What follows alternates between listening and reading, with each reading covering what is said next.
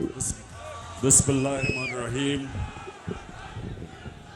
इय्याका नअबुदु व इय्याका नस्तईन।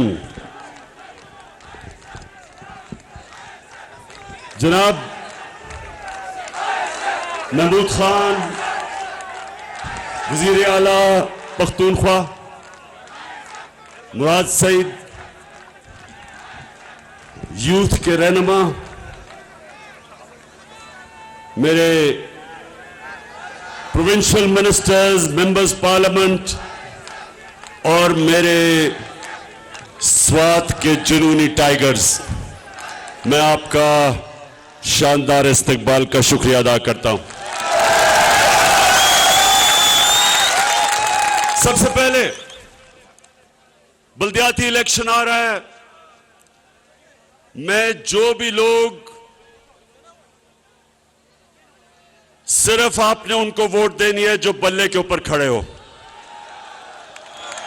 और जो हमारे तहरीक इंसाफ के नौजवान बल्ले के खिलाफ खड़े हुए हैं, मेरी आपसे दरखास्त है कि आपको बैठ जाना चाहिए, क्योंकि हमने ये इलेक्शन जीतना है। अच्छा, मैं मेरे स्वात के नौजवान और मेरे पाकिस्तानियों, आज मेरे लिए बहुत खुशी का दिन है। आज मैंने खास अल्लाह का सुबह उठ के शुक्र अदा किया। क्या वजह है स्वात के लोगों, मैं क्यों इतना खुश हूं? मेरा फॉरेन मिनिस्टर शाह महमूद कुरैशी, हमारा यूनाइटेड नेशंस में एम्बेसडर मुनीर अकरम, 3 साल से हम कोशिश कर रहे थे कि इस्लामोफोबिया के खिलाफ यूनाइटेड नेशंस में रेजोल्यूशन पास करें। अब नौजवानों, इस्लामोफोबिया क्या है, क्या चीज है ये मैं आपको समझाता हूं। 9/11 के बाद एक पूरी नफरत की लहर चली मुसलमानों के खिलाफ मगरिब में, और वो क्या थी? वो 2 वजह पे थी। एक कि उन्होंने दहशतगर्दी और इस्लाम को इकट्ठा कर दिया। दहशतगर्दी का कोई दीन नहीं होता, इस्लाम और दहशतगर्दी का कोई ताल्लुक नहीं, उसके बावजूद उन्होंने इकट्ठा कर दिया और मुसलमानों को ऐसे तासुर दिया कि इस्लाम की वजह से दहशतगर्दी है। एक ये, और दूसरा वो हमारे नबी सल्लल्लाहु अलैहि वसल्लम, उनकी शान में गुस्ताखी करते थे, और जो भी उसके खिलाफ मुजाहरा करे वो आजादी राय के नाम पे, फ्रीडम ऑफ स्पीच के नाम पे, वो और हमें बुरा भला कहते थे कि देखें ये बड़े तंग नजर हैं। 3 साल कोशिश की, ओआईसी की मीटिंग में, इस्लामिक कॉन्फ्रेंस में, सबसे पहले 3 साल पहले मैंने अपने सारे मुसलमान मुल्कों को कहा कि हमें मिलके हर फोरम पे इसके खिलाफ बात करनी चाहिए। उसके बाद यूनाइटेड नेशंस की तकरीर, वहां जाके पहली दफा किसी पाकिस्तान के सरबराह ने इस्लामोफोबिया के खिलाफ बात की, और मुसलसल मैं कोशिश करता रहा। मेरे यहां नौजवान जब भी कोई नबी की शान में गुस्ताखी करते थे, सड़कों पे निकलाते थे, तोड़ फोड़ करते थे, लेकिन कोई फर्क नहीं पड़ता था। तो मैं इनको तब कहता था, नौजवानों, मैं ये केस लड़ूंगा और इंटरनेशनली मैं केस लड़ूंगा, और कल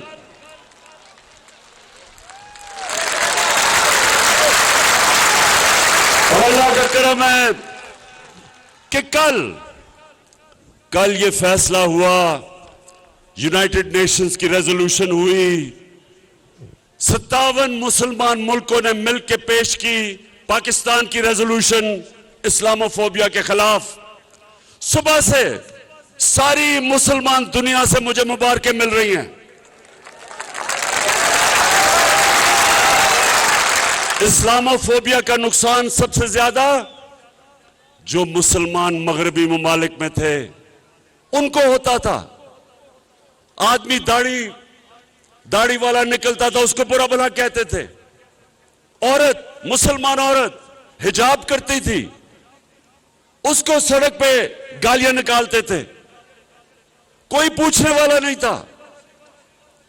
और आज सबसे ज्यादा जो खुश हैं वो बैरून मुल्क पाकिस्तानी हैं, बैरून मुल्क मुसलमान हैं।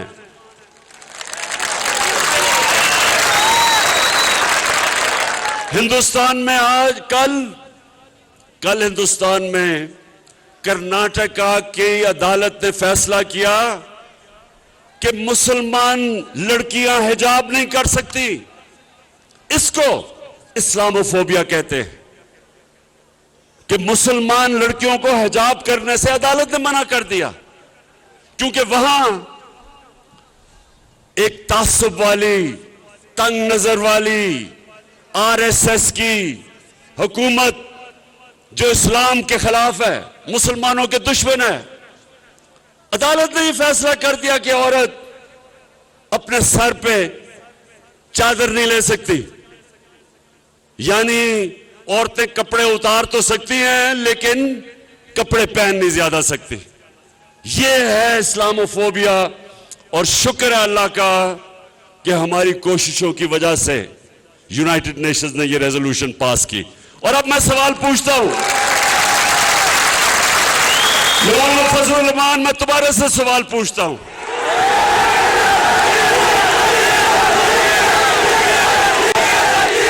गलती हो गई, सॉरी, मौलाना नहीं फजलुर रहमान, क्योंकि मौलाना आलमे दीन की मैं इज्जत करता हूं। तो मैं फजलुर रहमान से पूछता हूं कि 30 साल से हर हुकूमत में आप शामिल हुए हैं, दीन के नाम पर सियासत करते हैं।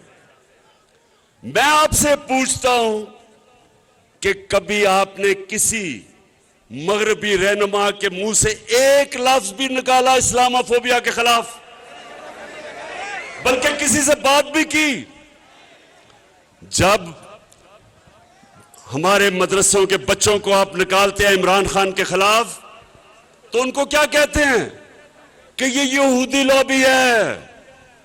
तो शर्म आनी चाहिए कि जिसको यहूदी कहते थे उसने वो काम किया है जो आपने आज तक 30 साल में नहीं कर सके। पाकिस्तानियों, ये 1973 के बाद 1973 में पाकिस्तान की असेंबली ने फैसला किया था कि जो लोग हमारे नबी सल्लल्लाहु अलैहि वसल्लम को आखिरी पैगंबर नहीं मानते वो मुसलमान नहीं हैं। ये 1973 की असेंबली ने फैसला किया था। उन्होंने कहा था कि कायदियानी जो हमारे नबी सल्लल्लाहु अलैहि वसल्लम को आखिरी नबी नहीं मानते वो मुसलमान नहीं है, वो अक़लियत है। ये उसके बाद ये सबसे बड़ा काम हुआ है मुसलमान दुनिया के लिए कि आज यूनाइटेड नेशंस ने तस्लीम किया है कि इस्लामोफोबिया के खिलाफ दुनिया को आवाज बुलंद करनी चाहिए। और 15 मार्च हर साल इस्लामोफोबिया का दिन बना दिया गया है। और लोगों, मैं पूछता हूं, इन पिछले 35 साल में जो 3-3 दफा वजीर आजम बने, मैं इनसे पूछता हूं कि कभी आपने यूनाइटेड नेशंस में इसके खिलाफ बात की? कभी आपने ओआईसी में बात की इस्लामोफोबिया के ऊपर? और खास तौर पे नवाज शरीफ, जब आप पर्चियां पकड़ के अमेरिकी सदर के सामने बैठे हुए थे तो एक पर्ची इस्लामोफोबिया की भी पकड़ लेनी थी, एक कश्मीर की भी पर्ची पकड़ लेनी थी। लेकिन जो गुलाम लोग होते हैं वो, उनके कोई अकीदा नहीं होता, बिलीफ सिस्टम नहीं होता, उनका सिर्फ इस तरह के लोगों का जिनका पैसा खुदा होता है, जो पैसे की पूजा करते हैं, उनकी कांपें टांगेंगी अमेरिकी सदर के सामने। इंसान को, स्वाद के लोगों, ला इलाहा इल्लल्लाह इंसान को आजाद करता है। जब आप ये फैसला करते हैं कि अल्लाह तेरे सिवा किसी के सामने नहीं झुकूंगा, आजाद हो जाता है इंसान। हमने,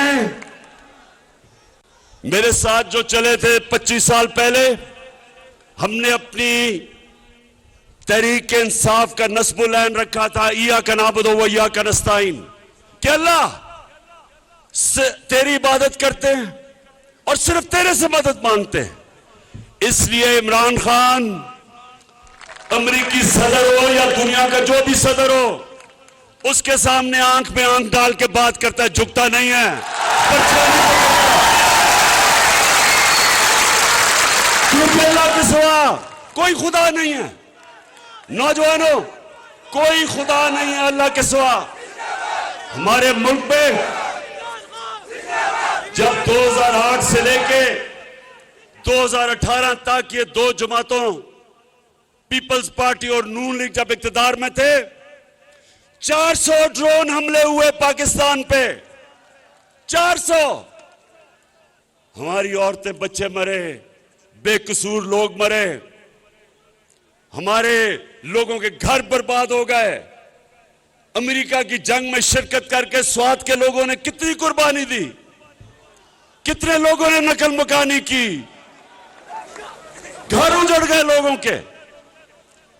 तो क्या ये जो दो मुल्क के सरबराह थे, कभी इन्होंने अमेरिका को ये कहा कि एक तरफ हम तुम्हारी जंग में शिरकत कर रहे हैं? दुनिया की तारीख में कभी किसी मुल्क पे ये गुजरी है? नहीं गुजरी। ये क्यों नहीं बोले? स्वात के नौजवानों, आप बाशऊर लोग हैं, सुने क्यों नहीं बोले? अगर इमरान खान के भी अरबों रुपए मुल्क से बाहर ऑफशोर अकाउंट्स में पड़े होते, मैंने यहां से चोरी करके मैं भी बड़े बड़े महलात लंदन के अंदर मेरे होते, बच्चे मेरे महलों में रह रहे होते, बड़ी बड़ी गाड़ियां मैं चला रहा होता चोरी के पैसे से, तो मैं भी उनके सदर के सामने पर्चियां लेके बैठा होता। क्योंकि जब स्वात के नौजवानों, जब वो चाहें, आज जिस तरह रूसियों के साथ, जितने भी रूसियों के बड़े बड़े उनके बिजनेसमैन के बाहर पैसे पड़े हैं, मगरिब के अकाउंट्स में, बैंकों में, उनके जायदाद सब जब्त हो रही हैं, तो इनको भी पता है कि जिधर इनके पैसे पड़े हैं, इनके महलात हैं, जब चाहे वो इनको जब्त कर सकते हैं। इनके पैसे ने इनको गुलाम बनाया है, इनके चोरी के पैसे ने इनको झुका दिया उनके सामने, और इन्होंने इस कौम को, जो एक अजीम कौम है, इन्होंने हमें भी अपनी हरकतों से हमें दुनिया में जलील किया है। ये सुन लें कि एक कौम, 100 गीदड़ों की कौम जिसका सरदार शेर हो, वो जीत जाएगी। 100 शेरों की कौम जिसका सरदार नवाज शरीफ की तरह गीदड़ हो। हमारी एक अजीम कौम है, ऊपर करप्ट जब लोग बैठे, एक तो पैसा चोरी करके बाहर ले गए, कौम को मकरूज कर दिया। 10 सालों में इनके 4 गुना ज्यादा कर्जा बढ़ा पाकिस्तान का, मुल्क को मकरूज कर दिया। बाहर 20-20, 25-25 निजी दौरे किए जब कौम को मकरूज कर रहे थे। और मेरे पाकिस्तानियों, यही नहीं सिर्फ इन्होंने किया, इन्होंने मुल्क के मफादात को अपनी जात के लिए कुर्बान किया। तो मैं आज स्वात के लोगों आपके सामने ये कहना आया हूं कि आप सब इस मुल्क की बका के लिए, अपने बच्चों के मुस्तकबिल के लिए, नौजवानों अपने मुस्तकबिल के लिए ये समझ जाएं कि ये जो करप्ट टोला, ये जो 3 चूहे इकट्ठे हो गए हैं शिकार करने के लिए, मैं आज आप सबके सामने कह रहा हूं कि इंशाअल्लाह मैं आप इनका शिकार करके दिखाऊंगा। क्योंकि ये कर क्या रहे हैं? इस्लामाबाद में सिंध हाउस है। सिंध हाउस में नोटों की बोरियां लेके बैठे हुए हैं लोगों के जमीर खरीदने के लिए, हॉर्स ट्रेडिंग करने के लिए, जो ये नवाज शरीफ ने एक दफा छांगा मांगा में शुरू की थी रवायत के एमपीज, मेंबर ऑफ पार्लियामेंट के जमीर खरीदने के लिए। ये आज सिंध की अवाम का पैसा बोरियों में आया है सिंध हाउस। उधर से सिंध से गार्ड लेके आए हैं उसको बचाने के लिए कि कोई अंदर ना आ जाए। और क्या कोशिश हो रही है? सारी दुनिया के सामने बेशर्मी से कि हमारे एमएनएस को खरीदने आए हैं। और खरीदने इसलिए आए हैं कि इनको सब डर लगा हुआ है कि इनके करप्शन के केसेस तैयार हैं और अगर इमरान खान थोड़ी देर और रह गया तो इन सब ने जेलों में जाना है। और इन्होंने फैसला किया सब ने कि अगर ये कामयाब हो जाते हैं तो सबसे पहला काम इनका क्या होगा? नैब को खत्म करना, अपने करप्शन के केस खत्म करना। शर्म भी नहीं आती, खुल के कह रहे हैं कि हम आते साथ ही नैब खत्म करेंगे। तो इंशाअल्लाह ये जो आने वाले दिन हैं ये पाकिस्तान की तारीख के फैसला कुन दिन है। इसमें फैसला होगा कि कैसा पाकिस्तान बनेगा।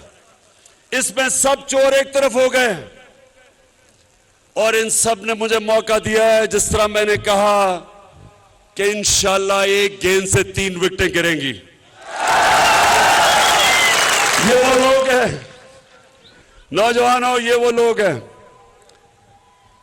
आज जो ये खौफजदा हैं, जिस चीज से खौफजदा हैं वो ये कि मुल्क तरक्की कर रहा है। आज मैं चैलेंज करता हूं सबको कि मुआवजा कर लें कि इनके दौर में हालात क्या थे और हमारे 3.5 साल में क्या है। हर चीज में हम इनसे आगे हैं। मुश्किल हालात में पाकिस्तान बना। पहले दिवालिया निकाला हुआ था इन चोरों ने, उसके बाद कोरोना आ गया। पाकिस्तान वो मुल्क था जिसने अपनी कौम को, हमने जो फैसले किए, अपनी कौम को कोरोना से भी बचाया और अपनी माइशत भी बचाई। दुनिया ये मानती है, दुनिया किस तरफ जा रही थी, हमने दुनिया के मुखालिफ फैसले किए और आज दुनिया कहती है कि जो पाकिस्तान ने अपने लोगों को कोरोना से बचाने के लिए फैसले किए थे वो सबसे बेहतरीन थे और ये मानती है दुनिया। हमने उस दौर में एक्सपोर्ट्स पाकिस्तान की तारीख की रिकॉर्ड की, सबसे ज्यादा टैक्स पाकिस्तान का इकट्ठा किया।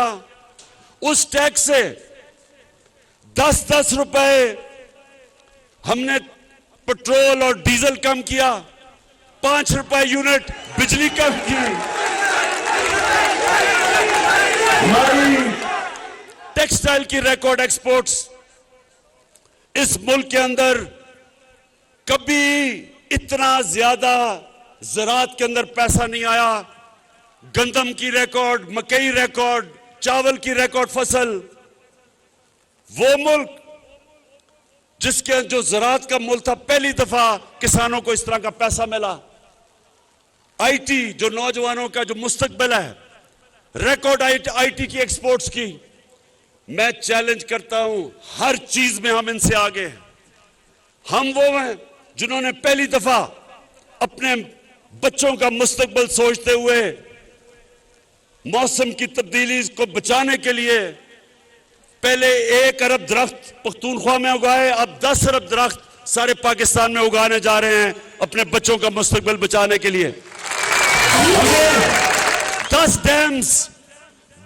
डैम्स शुरू किए हैं पाकिस्तान में। 50 साल के बाद बड़ी डैम्स बन रही हैं। ममन डैम 2025 में जो सारे पेशावर के इलाके को इनकलाब आ जाएगा, वहां ज़राअत में भी पेशावर के लोगों को पानी भी मिलेगा। उसके बाद दासू डैम, उसके बाद बादशाह डैम 2028 तक बनेगी। जो पाकिस्तान का जो पानी है, जो रिजर्वोयर है, वो दुगना हो जाएगा। इससे और जमीन काश्त में आएगी, इससे और ज्यादा इंशाल्लाह अनाज इस मुल्क में होगा, इससे इंशाल्लाह और खुशहाली आएगी। तो आखिर में स्वाद के लोगों, जरा मुझे अब आपने हाथ उठा के बताना है कि क्या, अभी हाथ नीचे करो, अभी मैं बताऊंगा। क्या आप तैयार हैं कि एक गेंद से मैं 3 विकेटें गिराऊं? और ये जो लोग हैं,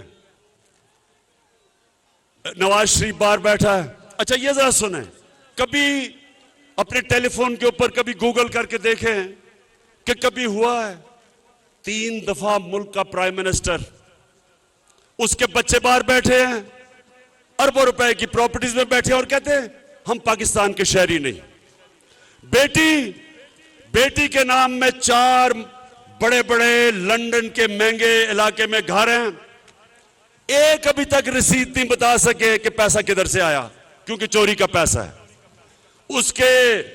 उसका जो मुंशी इसहाक डार, वो भी बाहर बैठा है, उसके बेटे भी बाहर, अरबोपति सारे। इधर हमारा जो 3 के साथ जो शक्ल नजर आती है सूट पहन के, वो सूट इसलिए पहनता है कि जब वो यूरोपियन को मिलता है या अमेरिकी एम्बेसी से लोगों को मिलता है तो बताता है कि सर मैं भी आप ही की तरह हूं, देखिए मैंने सूट पहना हुआ, मैं अंग्रेजी बोलता हूं। तो शोबाज के आपको पता है मकसूद चपड़ासी कौन है? मकसूद चपड़ासी? मकसूद चपड़ासी वो है जो शहबाज शरीफ की चपड़ासी बना हुआ था। एक दिन उसको पता चला उसके बैंक में 375 करोड़ रुपया आ गया है और बाकी जो नौकरों के नाम पे 1600 करोड़ रुपया आया। तो जब से अदालत में पूछ रहे हैं कि जी पैसा किधर से आया, तो कभी शहबाज शरीफ की कमर में दर्द हो जाती है, कभी उसका वकील भाग जाता है, डेट्स पे डेट ले रहा है। इसको भी डर लगा हुआ है कि अगर ये इमरान खान रह गया तो ये अगले 2-3 महीने में ये भी जेल में जाएगा। तो ये सारे मुजरिम और मुल्जिम इकट्ठे होके अब कोशिश कर रहे हैं पैसे लगा के कि किसी तरह लोगों को खरीदे। तो मैं इलेक्शन कमीशन से भी वैसे आज पूछता हूं कि ये जो आपके सामने हॉर्स ट्रेडिंग हो रही है, क्या ये आइन के अंदर इजाजत है? क्या दुनिया की कोई जमहूरियत इसकी इजाजत देती है? क्या कभी बर्तानिया में कभी आपने सुना है, जिधर से हमने जमहूरियत लेके आए हैं, कभी सुना है कि बर्तानिया में इस तरह की हरकत हो? तो इससे क्या साबित होता है? और मैं आखिर में अपनी तकरीर खत्म करते हुए कुरान की वो आयत आपके सामने रखता हूं जिसमें अल्लाह मुसलमानों को हुक्म करता है अमर बिन मारूफ व नही अनिल मुनकर कि तुम, और पूरी आयत है कि तुम सबसे अजीम कौम मैंने पैदा की है दुनिया की इमामत के लिए, क्योंकि तुम अच्छाई के साथ खड़े होते हो, और बुराई के खिलाफ खड़े होते हो, अच्छाई के लिए जिहाद करते हो और बुराई के खिलाफ जिहाद करते हो। जब ये तमाशा देखते हैं कि चोरी के पैसे से सियासतदानों को खरीदा जा रहा है, 20-20 करोड़ आपने उनके जमीर की कीमत लगा दी है, तो कौम के ऊपर लाजम हो जाता है कि कौम इसके खिलाफ खड़ी हो। लिहाजा 27 तारीख को जो मैंने इस्लामाबाद में इंसानों के समुंदर को दावत दी है, उसको इस कुरान की आयत के ऊपर दावत दी है, अमर बिल मारूफ। मैं चाहता हूं मेरी कौम निकले और इस्लामाबाद में पहुंच के बताए दुनिया को कि हम सच के साथ खड़े हैं, हम अच्छाई के साथ खड़े हैं, हम इन चोरों के खिलाफ खड़े हैं, हम इन डाकुओं के खिलाफ खड़े हैं, हम इन मुनाफिकों के खिलाफ खड़े हैं, हम इन अमेरिका के गुलामों के खिलाफ खड़े हैं। पाकिस्तान जिंदाबाद। वज़ीर आज़म इमरान खान सबात में जलसे से खिताब कर रहे थे। उनका यह कहना था कि अमेरिका का सदर हो या कोई और, इमरान खान आंखों में आंखें डालकर बात करता है। सिंध हाउस में ये लोग नोटों की बोरियां लेकर बैठे हुए हैं, लोगों की बोलियां लगाई जा रही हैं। हॉर्स ट्रेडिंग का अमल शुरू हो चुका है, 20-20 करोड़ में लोगों को खरीदा जा रहा है।